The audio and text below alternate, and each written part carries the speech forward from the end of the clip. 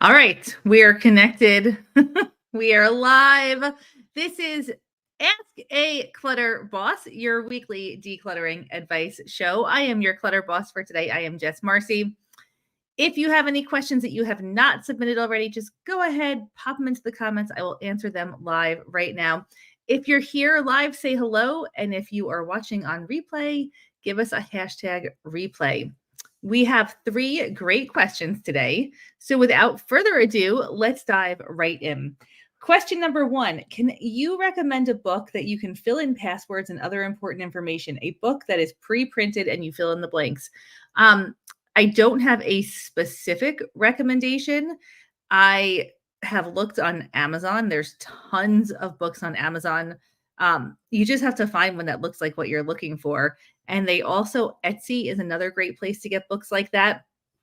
In general, I thought I would also take an opportunity to talk about password management. There's a couple of different online tools that you can use for password management. LastPass is a pretty common one. LastPass. The way that these password management tools work is you have one main password that you remember, and then you kind of attach the websites that you're logging into to the password manager, and it will create a password for you that's like, whatever, 15 million characters long, has all the exclamation points that you need. So you remember the one main password, and then you have access to all of your passwords, and they're all completely random, scrambled, all of that stuff. Another system that I use is every year at the end of the year, I come up with a word, like a theme for the year. So I've had lots of different themes over the years. I think I started doing this in about 2013. So we're 11 years into coming up with a word or phrase for the year. I've had things like adventure, success, peace, all different sort of themes for my year, whatever, I kind of like am looking forward to in my life, or bringing more of it into my life. And then I will change all of my passwords to be a combination of letters, characters, whatever, that all connect to that word. So every time I have to put in a password, I remember what that is because I have to type it in so many times. This only works if you update your passwords every year, which can become a little arduous, but it is, for me, a practice that I do on an annual basis. And it's all part of coming up with the theme for the year and thinking about the path forward and kind of reconciling the whatever has happened that year. So it's part of my annual reflection and planning, and it's something I really look forward to doing. So the time for me is worth it. But that's just a couple of thoughts about password management. You also don't need to buy a password management book. If you have any unused, half used, partially used notebook lying around, that can be your password management book. You're really just writing the name of the site and the password next to it. That's it. So, the recommendation always is you don't need to invest in anything new. You probably have exactly what you need already, but they are there. Those things do exist. If you want to get one and you're going to use it, because tools only work if they're used, you're going to use it. It is a well thought out purchase. Then go ahead and look on Amazon or Etsy. I would go with Etsy if I were you, because you're actually supporting a local artisan then, or an artisan, maybe not local to you. But those are my thoughts on password management books and systems. If anybody has a system that they use for password management, go ahead and pop it into the comments. I would love to hear it. I'll take a second to say hello to everybody who's watching. Hope, Beth, Mitzi, Susan, Linda, Mary, Linda, Debbie, Denise, DA, Anna, Terry. So nice to see you all here. Thank you for joining us live today. If you have any questions and you want them answered right now, just pop them into those comments. Okay, question number 2. It's nearly time. My baby is rapidly outgrowing the crib. The only space I have to store this beautiful piece, and pieces such as this, are in the barn. It's dry upstairs, but there's always a risk of moisture. Do you have any suggestions for best practices for storing these? The fabrics and linens will stay in the house. Storing furniture is always tricky, barns are always tricky. So my number one concern with a barn would be rodents, or birds or bats. I would just be very concerned about all sorts of varmints that could be in a barn. Moisture is also definitely a concern. If I were going to, first off, if I had a crib to store, I would number one, make sure I absolutely need to store this. If you are storing something, and I understand this is a very sentimental piece, your dad made it, it means a lot to you. Um, I just want to make sure like we have an end game here. Are you hanging on to this until your child grows up and then passing it along to them? That's a long time to hang on to something, and that's okay if you are.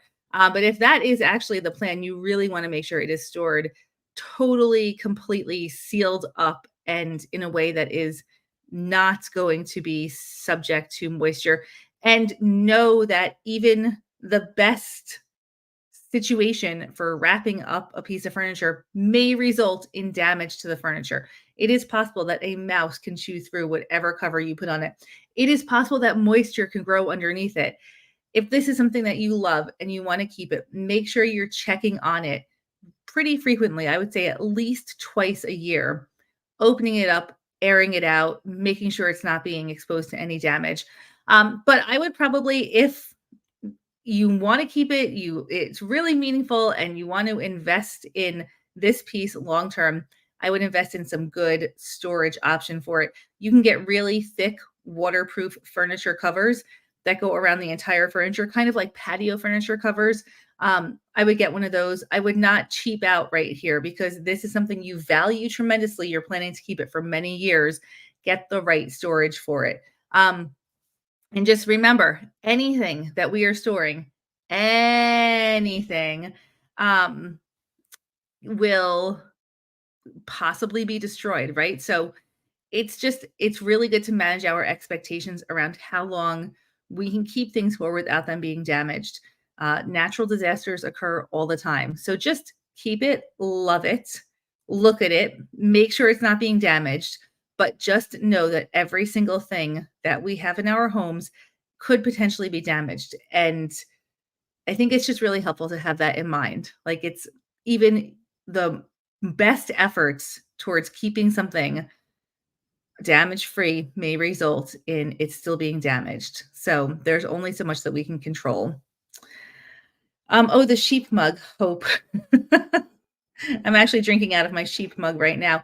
I mentioned this, here it is, yesterday on the Monday morning motivation that I, one of my rules for living right now is I will buy as much as I possibly can from local artisans. So as little as I can from mass production, which is, I still buy a lot of mass produced things. But if I have the option to purchase something that I need and want for my house, I will buy it from a local artisan first. I will invest my money in their business because as a small business owner, I know how much it means to invest money in small businesses. Um, so often like a restaurant goes out of business or like a business closes down and people are like, oh, I love that place. If you love your small businesses, go to those small businesses and spend your cash there instead of at a big corporation, because that's places close when nobody goes to them or not enough people. So anyway, little side note about small businesses. But anyway, I also have a farm. We are going to be getting some sheep in the near future. So we went to look at sheep and then stopped at this local pottery store. They were having an open house. The potter was there. I talked to her. She had a sheep mug. It felt meant to be. It felt like a great way to spend my money. And I needed another mug. So it worked out well. Anyway, living um, in alignment with your ethics when it comes to purchasing and consumption really, it's you go home and you feel awesome about your purchase. I remember before when I used to have a lot of clutter and when I was on this journey, so often my purchases would be shrouded in guilt. I would come home, I would hide what I had bought. I felt so guilty about the purchase. This is a completely different way of living that feels so much better. So that's Hope. Thank you for the little prompt. That's kind of the behind the scenes, the BTS, as they say, of the sheep mug. And yeah, I love it. I love it. It's very meaningful, and I got to support a local artisan. So that's that.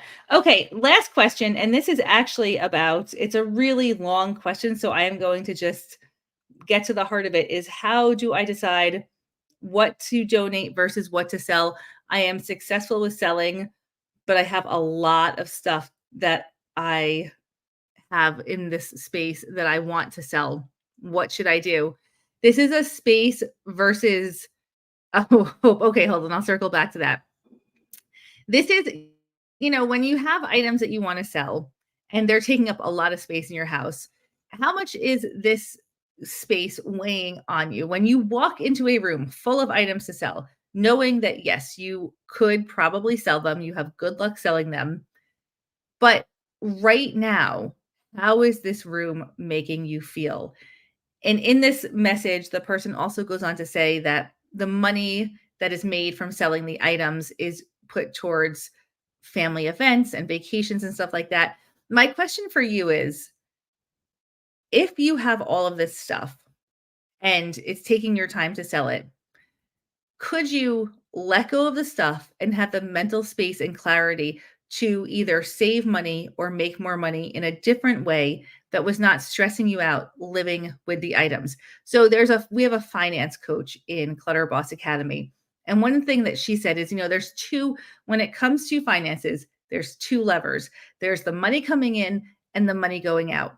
So when you are contributing to your family finances by selling stuff, could you make an equal contribution by saving money? So that's kind of like at the point of consumption. Could you, instead of having the weight of all of the stuff in your house and the having to go through the process of selling it, could you change the way that you're living a little bit and save an equal or greater amount of money all the time moving forward?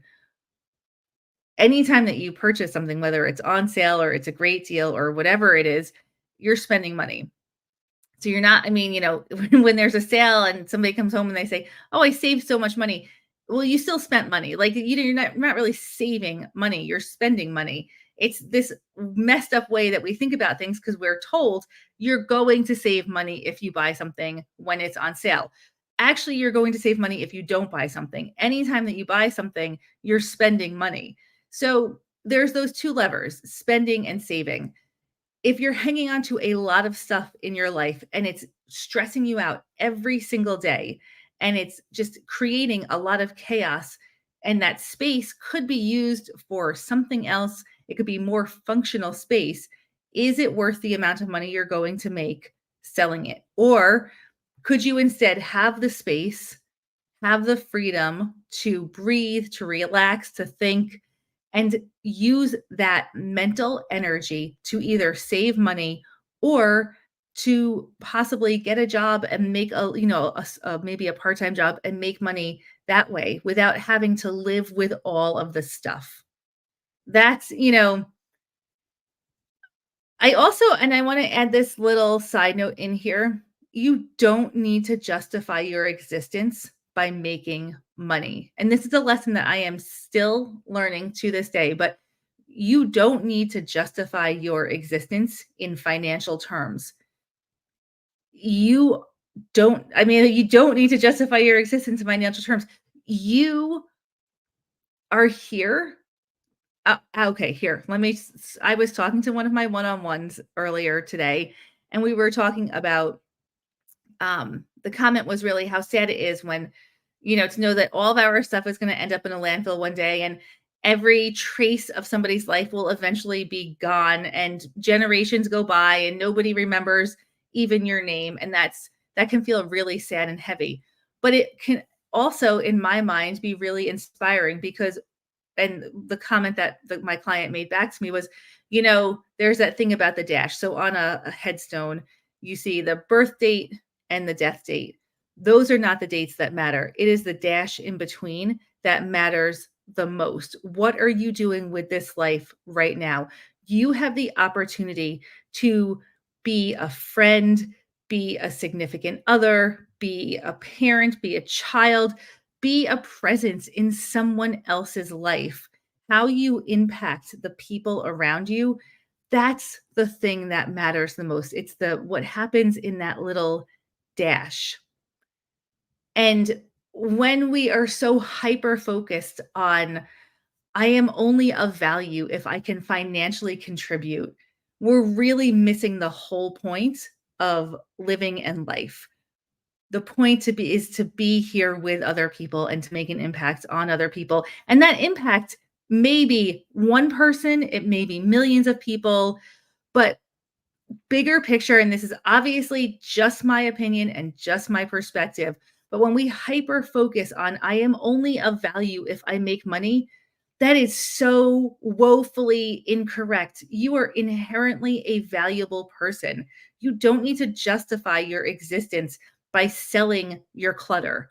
You actually can just let go of all of it and be at peace with that and know that you are going to be showing up less stressed with more time and more mental clarity to do things in your home, in your community, in your family, to be the best version of yourself. There's no price tag on that. There's no price you can't, there, you don't need to justify your existence with money. So if you needed to hear that today, maybe that's the message of this. You are inherently valuable as a human. You can let go of all the crap, let go of the stuff, let go of the physical stuff, and you are inherently valuable as a human. So if you're hanging on to stuff because you feel like that's justifying being a stay-at-home mom or justifying working on your house or in your house or justifying whatever, you don't need to do that. You don't need to justify that. Never in our world ever before have we had to justify how much time it takes to cook and clean and just do the things that we have to do to live every single day. All right, off the rails on this one a little bit, but you don't need to justify your existence with your stuff, with money. No, you don't need to. And I hope that this decluttering process, you can really embrace that. We say empowerment happens here. That's our Clutter Boss Academy slogan. Empowerment happens here. That empowerment is, I really think, watching another person realize that they are intrinsically valuable. They have an inherent value to the world. You are a beautiful, beautiful person. And when you see that about yourself, that's what we're talking about with empowerment. When you see you don't need to justify anything that you do, say, or think with stuff or money, that's where the empowerment comes in. And that is powerful AF. So I just wanted to leave you with that note. Hope that kind of does go to the living in the here and the now. Um, when it comes down to it, money is a renewable resource. You can always make more money in the future if you choose to. But time is a non renewable resource. You can never get your time back. The average American home has 300,000 items in it. That's the average American home. If you're watching this, probably a little bit more, which is okay. There's no judgment there. But if you have to take care of 300,000 items every single day, that's what you're giving your time to. And you can never get that time back. Give yourself freedom. And the freedom comes with letting go of the stuff. All right. I love you guys so much. I really, really do. I am rooting for you every single day. Find your place, find your footing, find your empowerment. And if you need help and support in doing that, that is what Clutter Boss is here for. That is our goal, is to help you find your path towards empowerment. Next week, we have Clutter Boot Camp. If you've never done a boot camp, or if you've done a lot of them, join us. Join us next week. That is the start to this whole process, is Clutter Boot Camp. We would love to see you there. Just go to clutterboss.com/bootcamp and sign up. Boot camp is an incredibly empowering week, and it really is that springboard for moving forward. So we would love to see you in boot camp next week. Emily, we love having you in boot camp too. All right. Have a wonderful week, everyone. I look forward to seeing you same place, same time next week. Sending lots of love out there. You deserve a space that is full of peace. Bye for now.